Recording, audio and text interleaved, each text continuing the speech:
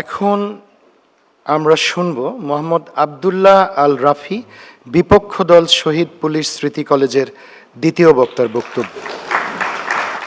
ধন্যবাদ মাননীয় সভাপতি, আমাকে বক্তব্য প্রদানের সুযোগ করে দেওয়ার জন্য। বিতর্ক চলছে। আজকের আলোচ্য বিষয় রাজনৈতিক সদিচ্ছার অভাব নয়, বরং সামাজিক দৃষ্টিভঙ্গি রাজনীতিতে নারীবান্ধব পরিবেশ সৃষ্টির প্রধান অন্তরায়। আমি বলিষ্ঠভাবে এর সাথে দ্বিমত পোষণ করছি।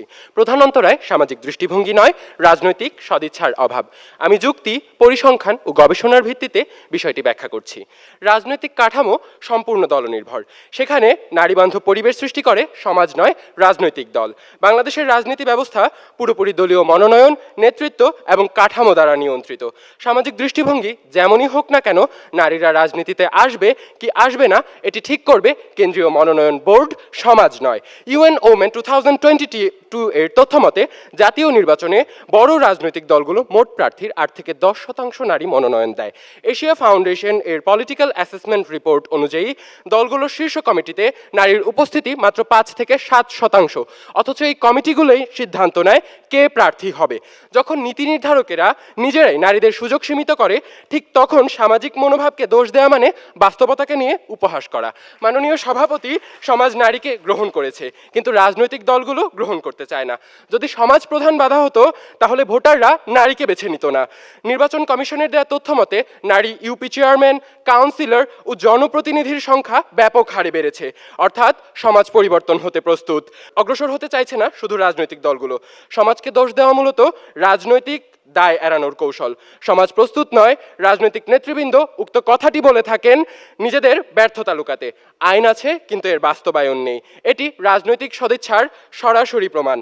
সরকার 2011 সালে ন্যাশনাল ওমেন ডেভেলপমেন্ট পলিসি প্রণয়ন করে, যেখানে স্পষ্ট বলা আছে রাজনৈতিক দলে 33% নারী নেতৃত্ব বাধ্যতামূলক করতে হবে।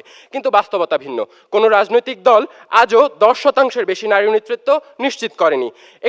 এ থেকে স্পষ্ট বোঝা যায় রাজনৈতিক সদিচ্ছার অভাবেই নারী নেতৃত্বের প্রধান অন্তরায়। সিরো কমিটির কয়েকবার মন্তব্য করেছে বাংলাদেশ সরকার আইন প্রণয়ন করেছে, কিন্তু দলগুলো তা মানে না। এটি স্পষ্ট করে সমস্যা সামাজিক দৃষ্টিভঙ্গিতে নয়, রাজনৈতিক সদিচ্ছা। নির্বাচনী সহিংসতা, নিরাপত্তাহীনতা ও চরিত্র হনন এগুলো রাষ্ট্রীয় এবং দলীয় রাজনৈতিক সমস্যা। নারীরা রাজনীতিতে আসে না কেন? কারণ রাজনৈতিক অঙ্গনে রয়েছে সহিংসতা, ভয়ভীতি এবং চরিত্র হননের সংস্কৃতি, যা সমাজ নয়, রাজনৈতিক দল তৈরি করেছে। নিরাপদ রাজনৈতিক পরিবেশ সৃষ্টি সামাজিক নয়, এটি সম্পূর্ণরূপে রাজনৈতিক দায়িত্ব। এই দায়িত্ব রাজনৈতিক ক্ষমতাসীনেরা পালন করছে না।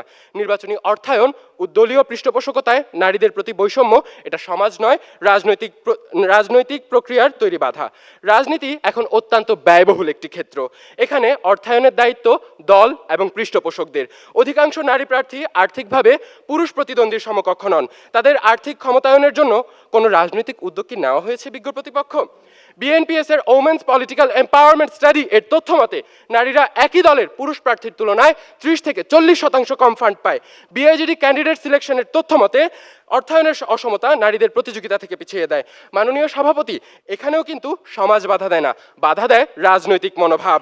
রাজনৈতিক সদিচ্ছা থাকলে সমাজের বাধা কখনোই প্রধান থাকে না। রুয়ান্ডার সামাজিক দৃষ্টিভঙ্গি কখনোই নারী বান্ধব ছিল না, তবুও আজ বিশ্বে সবচেয়ে বেশি, শতকরা 61% নারী সংসদ সদস্য রয়েছে রুয়ান্ডাতে। মাননীয় সভাপতি, নেপালে একসময় নারী নেতৃত্ব সম্পূর্ণরূপে নিষিদ্ধ ছিল, কিন্তু বর্তমানে নেপাল সরকার কোটা বাধ্যতামূলক করার পর নেপালে এখন নারী নেতৃত্বের সংখ্যা প্রায় 25%।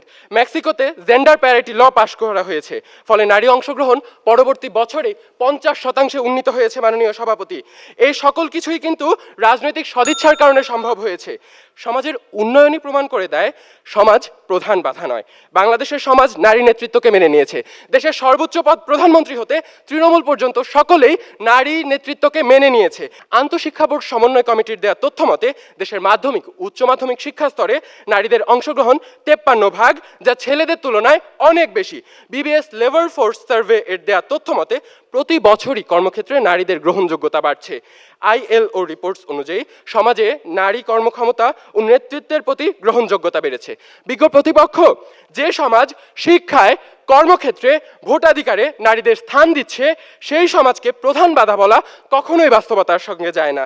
তাই মাননীয় সভাপতি, আমি দৃঢ়ভাবে বলছি, সামাজিক দৃষ্টিভঙ্গি নয়, রাজনৈতিক সদিচ্ছাই নারী নেতৃত্বের প্রধান অন্তরায়। ধন্যবাদ মাননীয় সভাপতি, ধন্যবাদ সকলকে।